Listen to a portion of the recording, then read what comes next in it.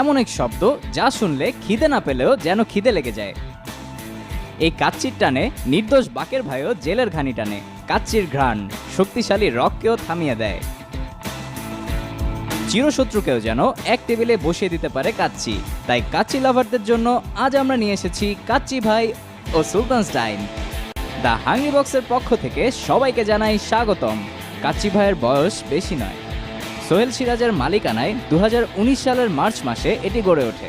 তবে এই 1.5 বছরেই কাচ্চি ভাই হয়ে উঠেছে তরুণদের প্রিয় কাচ্চি ব্র্যান্ড।